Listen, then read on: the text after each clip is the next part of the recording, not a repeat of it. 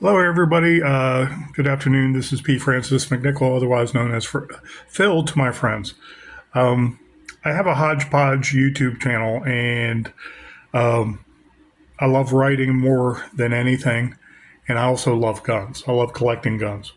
So when I collect a cheaper piece of junk gun, I know is a piece of junk.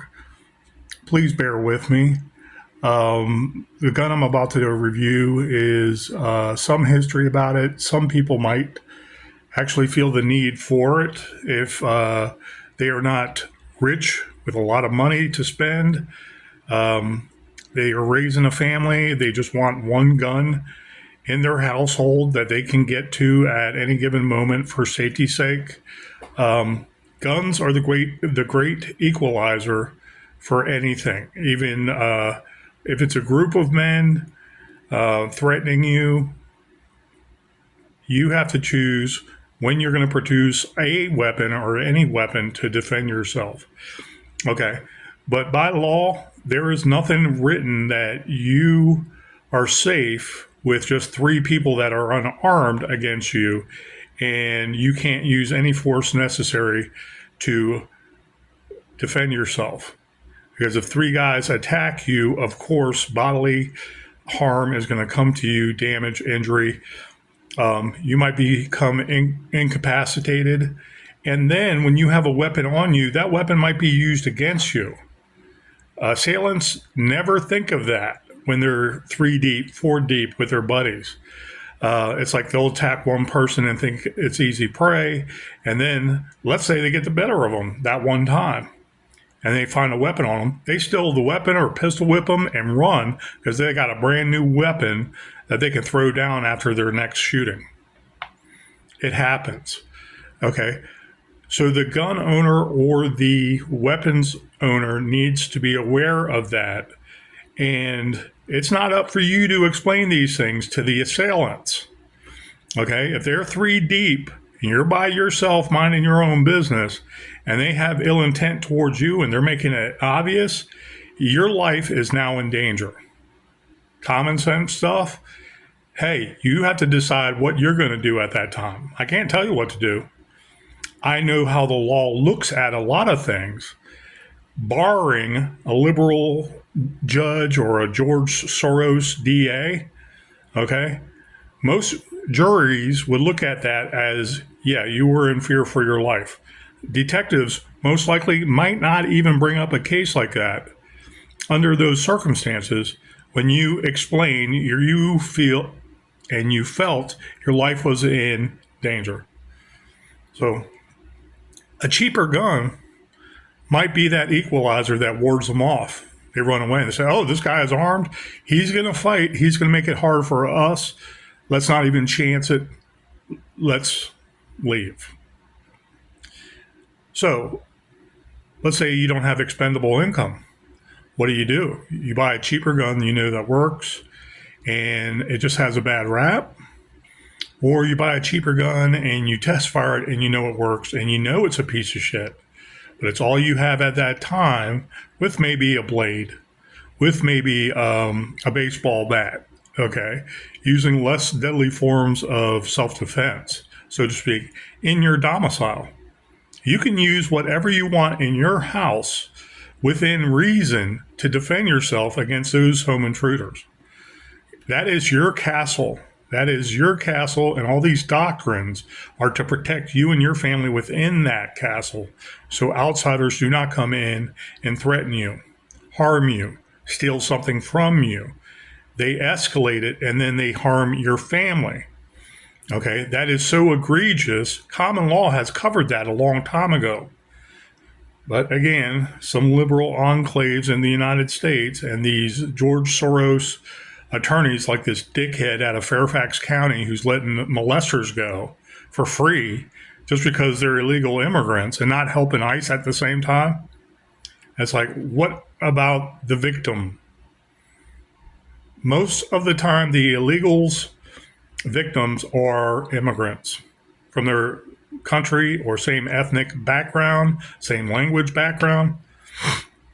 They happen to live in similar areas, neighborhoods, enclaves. And those are the victims. And so that George Soros dude put in a mentally unstable freaking district attorney in Fairfax County. Look it up, whatever his last name is. Okay. He's letting out illegals regardless of what they did to our community. Okay. And guys, I'm afraid to tell you this. I'm a white man. I feel like I should be able to go in a black neighborhood if I wish. I'm a white man. I'm supposed to be able to go into a Hispanic neighborhood if I wish without being accosted. Okay. I'm not saying Hispanic or black neighborhoods are just like that just because of ethnicity. But what I'm saying is, how come I can't walk into Anacostia without being approached, without being looked at funny, like I'm either a cop or I'm about to get robbed? Okay. Black people and Hispanic people are allowed to walk through my neighborhood. I have no problem with that. If someone targets them because of their ethnicity, like police do, and they're known for doing that, then that's wrong. Okay? We came so much further in the last 50 years until Obama did all this race division shit, along with all the Democrats. Only the mentally ill are in the Democrat Party now, not middle of the road, I want to say conservative Democrats. Okay? They want to help out with some social programs, but they believe in the Constitution. Most of the time, they're Catholic Kennedys, so to speak. Anyways, I digress. But you're in a bad neighborhood and you're in a house that you're protecting your family and you have nothing. You're going to pull out a broom, like I know one person, one of my friends in my past. Oh, I got my broom. She hates guns, despises them, has no idea what the philosophies are about the righteous man and the discerning man that doesn't want to use a weapon to harm people just because. It's for self-defense. It's to continue that prospering and that good lifestyle under God and Jesus Christ and protecting your flock. It's like some people can't wrap their head around it. Oh, yeah. The same person joked, "You're another white supremacist, Phil," and laughed. And I was like, yeah, I guess so. Anyways, neither here nor there. Many philosophies are used for every weapon, even if it's not a gun. So I'm looking across the counter the other day, and I didn't buy it until today, but I'm looking across the counter and I'm like, wow, that looks like it's brand new. Okay. And I had my heart set on buying it today because I didn't buy it a couple of days ago when I could have. And I was just like, piece of shit. My history with them sucks because of the disassembling. And I'll get to that in a second. But anyways, I did some research about the Phoenix Arms pistols. And George Jennings, with the Jennings and Ravens and all that Ring of Fire guns, he basically sold the company to his ex-wife. And their children, and the ex-wife ran the company and developed or made or started Phoenix Arms. Okay, I don't know if that's read backwards because of the flipping of the phone. I don't know. Okay. So I saw this Jennings, I forgot the nomenclature until I looked at it. It's HP22A. Okay, and I'm like, it's a generic Jennings, and it's like, okay, $129. It's cheap. It's better than one of those Toro single shot 9mm I referred to before. You put the bullet on the outside of the receiver, and then you put the barrel on like that, and screw it in, and then you do a single shot where you pull the trigger back and release it to fire. You don't pull it back and it fires. Man, it just disgusts me to think of that. Why would they do that? Well, they do it for a couple of reasons. Farm help, euthanizing cows, okay, to put them down is one of the main things. You don't pull out something like an old, God, I forgot what they call them, but you put a 22 cartridge in and it basically shoots the nail forward at such a high velocity and it sticks out really quick. So if you put it on a cow's head and you hit it with a hammer, it goes, psh. Okay, they used to do that for nails with the 22 cartridge too. And it was just the power and the power of the powder and the ignition, something hitting it, just like a bullet. a 22 rimfire long rifle. Okay. And it's like, that might be a purpose to own a Toro for 99 bucks, but I wouldn't buy one for 40 because they're just so unsafe for a 9mm.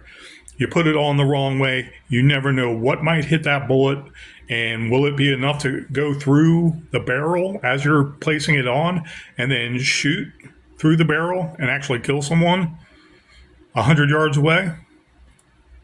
You never know. Okay. So anyways, I looked at this nickel-plated matte finish 22 today, and I realized it was very used, and I know exactly why it still had gun oil on it. Okay. Maybe I should turn it this way. This is previously checked.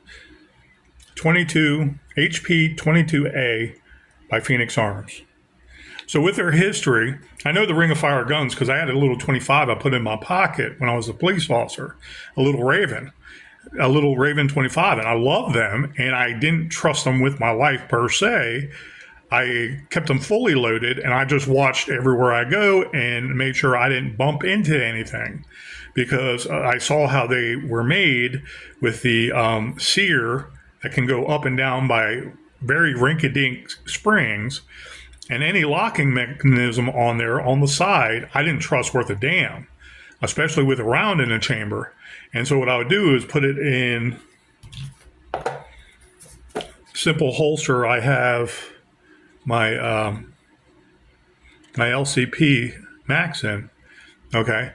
And I'd do something like that, or cardboard I'd fold up and put it at the bottom of my pocket with the gun in it, okay? Sandwiched in there, and nothing hard would hit above it or from the side and discharge that weapon. And I had no problems doing that. And I wouldn't carry it all day either. I would carry it if I'm going out. And then when I got home, I sincerely put it away as quick as possible. Okay. So some of the history with the Phoenix Arms is the ex-wife of Jennings, because he retired, she ran Phoenix, and they just went out of business this year, 2025. I don't know the particulars, but they're out of Ontario, California. And I had one of these, but it was all black. The problem was not even disassembly. Okay, but there's so many safeties on here, it really stinks. I'll go through them. There's 4 safeties. There's no chamber loaded indicator, okay? Like the Jennings, for the guy who took Jennings' actual company to Vegas and it became Jimenez, okay? They have like 4 safeties too. The back orange when it's ready to be fired, the loading indicator, the manual safety on the side here, and the magazine disconnect safety. So you couldn't fire. Okay, that's on safe. I'm looking at it on the side here. That's on safe. Okay, I can't put the safe down, and I can't fire this. Okay, and I already emptied this out, and I double checked it a couple times, triple checked it because I was trying to see all the safeties involved with the magazine disconnect. Okay, so the magazine disconnect is one. Okay. I cannot take this magazine out, okay, unless it is on safe. Okay, it's on safe right there. I'm going to put it down, okay? Then I'm going to hit this big button on the side for the magazine release catch, right there. And I cannot, I didn't stick it in all the way. Please excuse me. I cannot disconnect this magazine now. I cannot pull it out. Okay, so this is theoretically ready to fire, and I have the safety on too. So that's a safety. Okay, to pull out,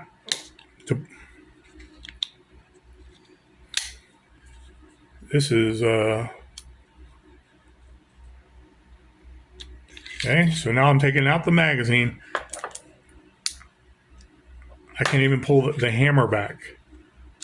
Okay, so it's on safe. I pulled the magazine out, and what can I do? I can't do anything now. Okay, so there's a safety there on the side. I can't push it down either.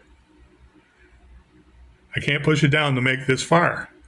Okay, so it's like you have all these stop gaps with the magazine safety, and you can't remove the magazine unless the safety is engaged. Then you can't fire it because the safety is engaged. So it's very cumbersome. And they did that because of California regulations and being sued out of existence, like many of the ring of fire guns were. And what did they do? They sold their machining and their machines. They sold it to somebody else who wanted to start manufacturing those same cheap guns in a different jurisdiction, a different state, like Nevada. And then they had to make them even more safe. You know, so you have the magazine disconnect safety, you have the manual safety here, and you have the firing pin safety here. Okay, so I have to move this all the way up where you see a very pronounced, it's kind of dark because of this right here is red where my finger is. It's a red dot, meaning you're ready to fire. So you have to start from single action only to start firing, going through all that. Okay, safe direction. This evidently works. Okay, it's blowback operated, but it's a hammer fired internal firing pin, and I don't even want to say it's just the spring. Well, they all have springs, but it's not. I want to say it's more internal than the cheap ones. I have not disassembled this gun 100% since I owned one back in 2014, 2015, and I liquidated a lot of my cheap guns. But it was an all black one just like this. The problem I had is this mechanism here. It's a cross, excuse me, it's a cross bolt lever that goes across, and it's spring loaded, and you have to go through many different things, make sure the magazine is released, and that spring is very cheap.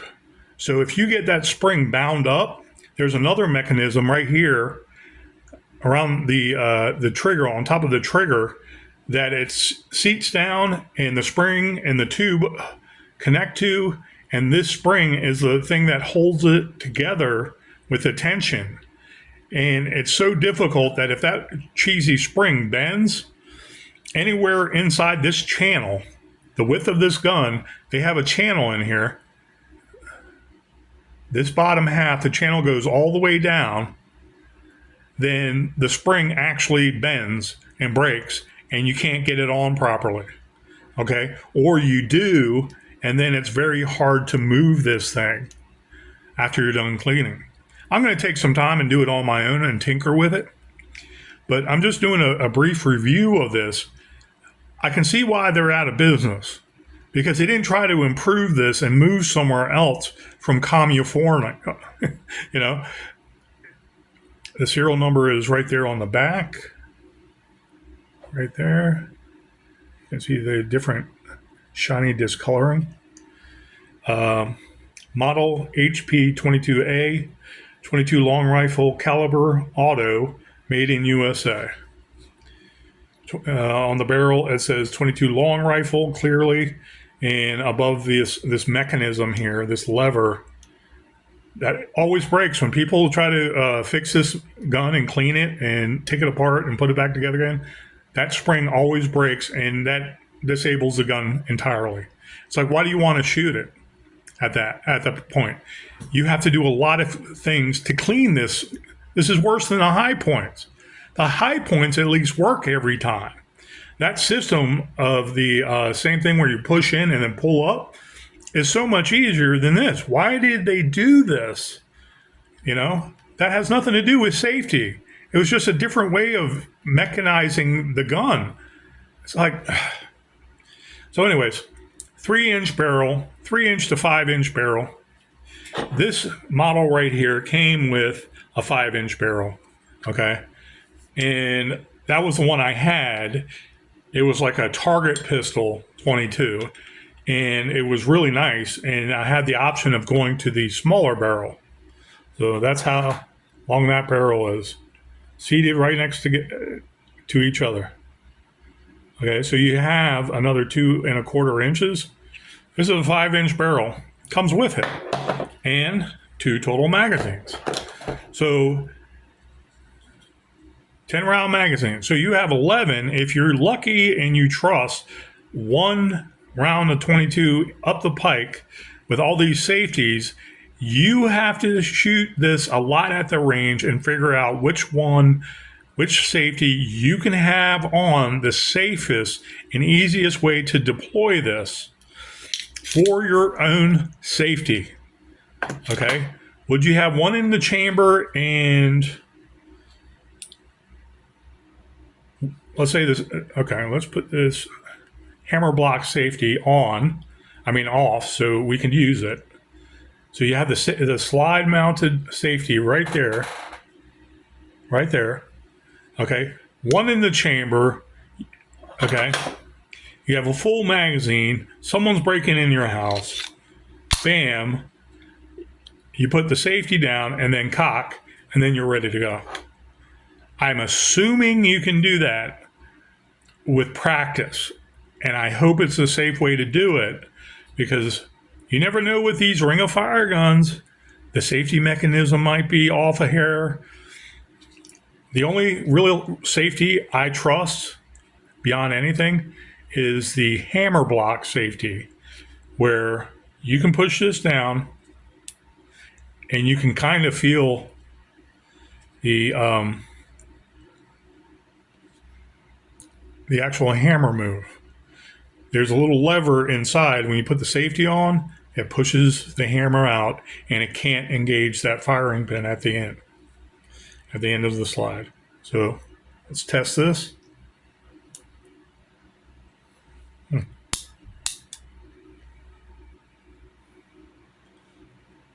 I see it right there at the bottom. Would I trust it? No. So I do that. Engage the safety. Okay. Now I took off the firing pin block, or the hammer block safety there. Safety is on. Can't do anything. So there's a round in the chamber, let's say. Okay. Safety is engaged, so I have this separate. This cocked and locked can't go.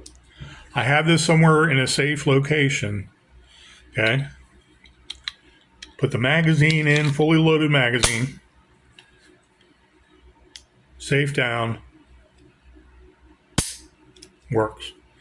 Maybe that's the way you want to work that if you don't have the money for a more safe gun that is less complicated. And that's the whole point. And when you learn the history of these guns and the Ring of Fire guns and the family tree of how they all came about since 1968, it's pretty interesting, because though they're cheap guns, they did their job. They gave a lot of people peace of mind, and they actually were used in assaults and worked, or they were used in self-defense and worked. The problem they had was children playing around with them, thinking they're toys, and discharging them and killing their brother or their sisters. Then that family sued the company out of existence because they were saying that's a worse quality gun, and A, B, and C didn't occur with the safety. Okay? The side safety wasn't ample enough, and that little circle that went around that stopped some movement might have malfunctioned, where not all the movement was stopped, and the actual sear could be engaged and go down. Let the firing pin go forward. Okay? I'm not going to get into a disassembly here with this, because this is a piece of shit. But I love it in that, for ornamental sake, and because I used to have one with the barrel, and I bought it with the barrel. Okay, there's another way to look at it. with the barrel, I wanted something just to plink with. Have I fired these before? Yes, I have. With a long barrel, almost like a target pistol, almost like a hitman's gun. And it worked great. It worked perfect. And I was getting to work with all these safeties circa, I want to say, my son was just born, circa 2015. And I was on private property, so I had that ability to tinker around and shoot and double tap. And this was one of the best shooting guns I've ever fired. Tell me what's wrong with this picture.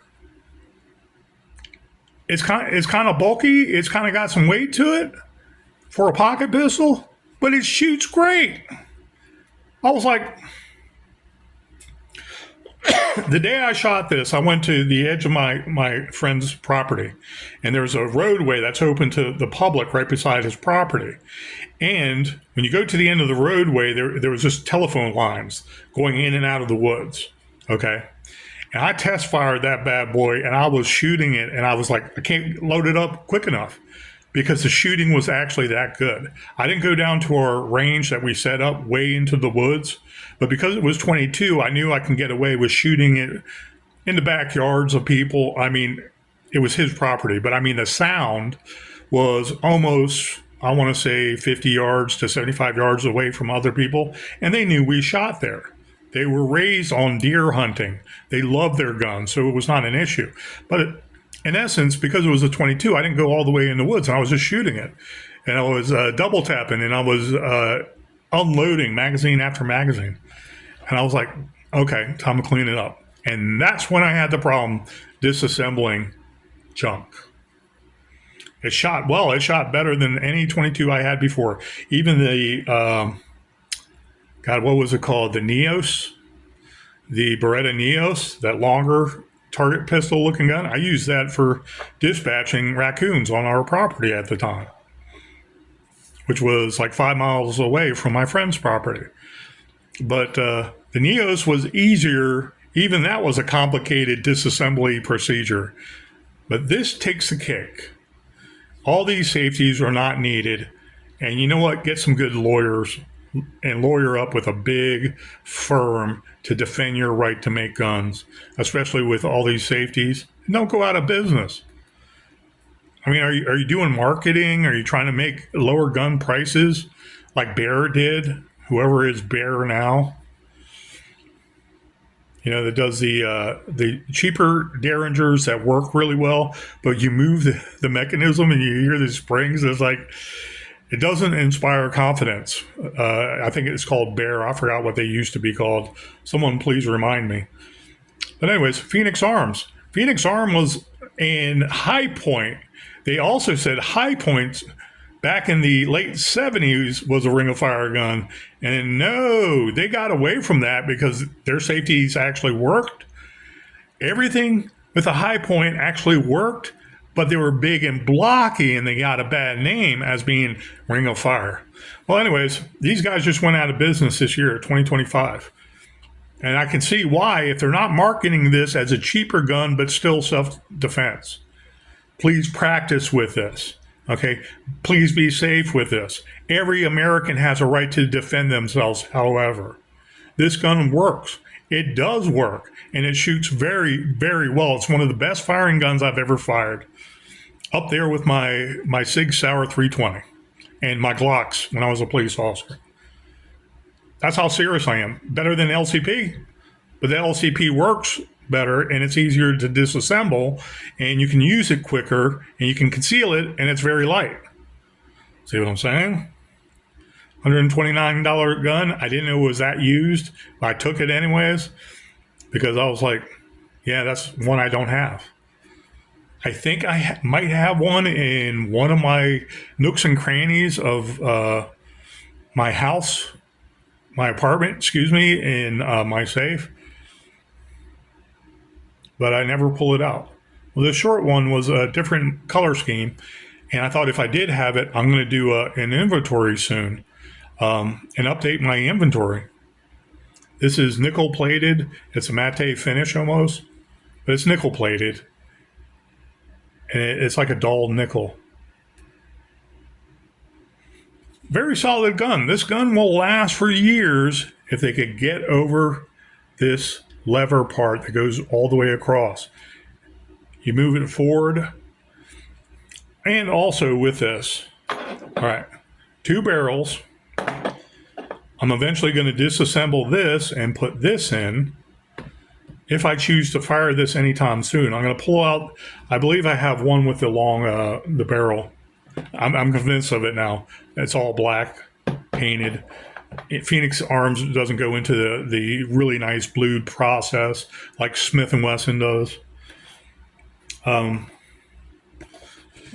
my train of thought. You can see gun oil and stuff in here. My hands are even a little sooty because you can't disassemble this easy, and the owners knew that with this piece of junk.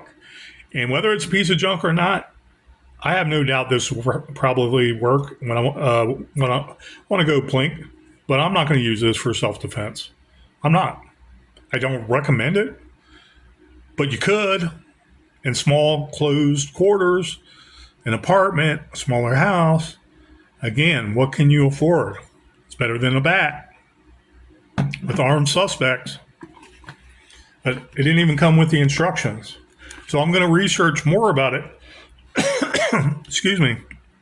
And I'm going to try to disassemble it when I can tinker with it, when I have all day long and I don't have to get called in right away and go somewhere work related or an emergency.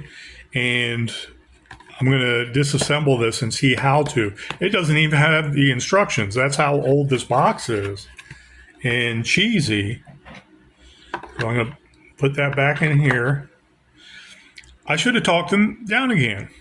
And here I am thinking it's brand new quality, and I'm like, $129. Okay, it's not going to break my bank, but I should talk them down more. You know, like the Great Depression, our grandparents haggled. I didn't haggle because it was $129. And again, I was thinking it's better than that damn Toro for $99 that can kill somebody. Or may. I hope it doesn't. It just doesn't inspire confidence. That Toro with the 9mm you put on, and then you put the barrel on it and click it in, and then you hit it, like fling it, so it goes backwards and springs forward really quick. It's like ass backwards to how we're trained to use weapons, you know. So anyways, that was that on package day, a little belated on the Cinco de Mayo. God bless you, my Latino friends. A couple months ago when I said I got about 4 guns all at once and a couple deals, I forgot about this bad boy.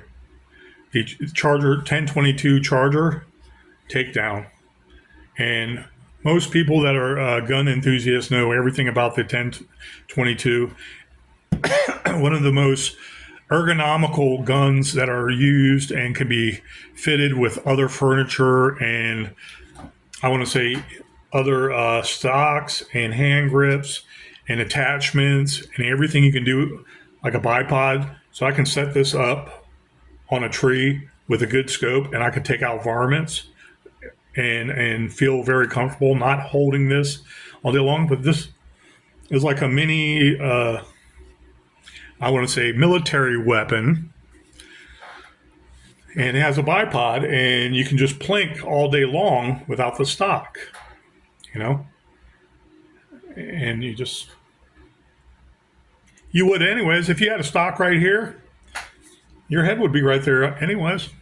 So I think I'm coming down with pollen. Pollen season is almost done in Northern Virginia, and I can't wait till it rains more, washes it all out. Anyways, I'm not going to do a review on that because the 1022 shoots velocities of the 22 long rifle plus 1,150 feet per second.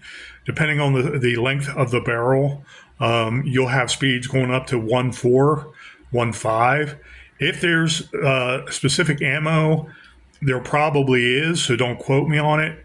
That's high velocity 22. Maybe even more, 1.6, 1,600 feet per second for a 22. It's like you're getting up there and that shock hitting small game, the shock itself will possibly kill the animal right there and then, painlessly. Okay. I forgot what they call the hydraulic shock. It's not hydraulic though, but it has to do with water. The fluids in the organs will be shocked, and the electromagnetic or the electrical synapses firing off to those muscle nerve endings won't exist. It'll be shocked and it will stop, so to speak. But also because of the flushing of blood going back to the heart and making the heart defibrillate and stop. I forgot the actual terminology, but that is possible with a faster round entering our cavities because of the nature of our fluids being in our body, 73% water. And with animals, it's not much different, okay, being mostly water, a lot water. So anyways, you're getting to a faster velocity with the 1022 rifle or the Charger. That's, I think, a 11-inch barrel right here. So it's not quite a 16, and it's well within pistol. You know, this is considered a pistol, not a rifle. I would have to get a brace on here, I believe, or SBR it. I'm not too entirely sure, especially with, I want to say, rim-fired ammunition. I don't think there's a difference, though. And so I'm not going to put any brace on this, and I like this, just carrying this like this. And if I get a Ramline, 25 round magazine. I don't think this is 25. I think this is 15 that comes with it. But I put a 25 on here. You can pepper up some homeboys that are breaking in your house or onto your property. If they were to engage you and fire, let's say across the driveway, you can engage them with this and keep on going, and they will get hit. And they will run, and they will know that loud bang coming not from their gun, but somebody else's. When they see you, could affect change more than you think. Okay, it's only 22. It's not 9mm. It's not a rifle round. Okay, yeah, I get that. But you can get a lot of rounds downrange with a Charger to defend yourself also. Okay? Do you want to harm nobody? No, you want to stop their threat of bodily harm or death coming to you or your family. While on your property and there's an assault or they're breaking into your house more immediate. So anyways, thank you guys, and I hope you enjoyed this video, and don't get too drunk tonight just because it's Cinco de Mayo. Hearing about it all day long on the radio is like people celebrating it. Well, only college students celebrate Cinco de Mayo. No, Latinos do too, and people want to have fun. Have fun. Just be safe out there. Protect yourself, protect your family, protect your community, protect your state, and protect your God great United States. It's worth protecting. Take care, guys. And go out there and bargain shop for some great guns. But you're the final determinant of who or when that weapon is going to be used, especially in a self-defense situation. Use caution. Always be safe. Thank you, guys.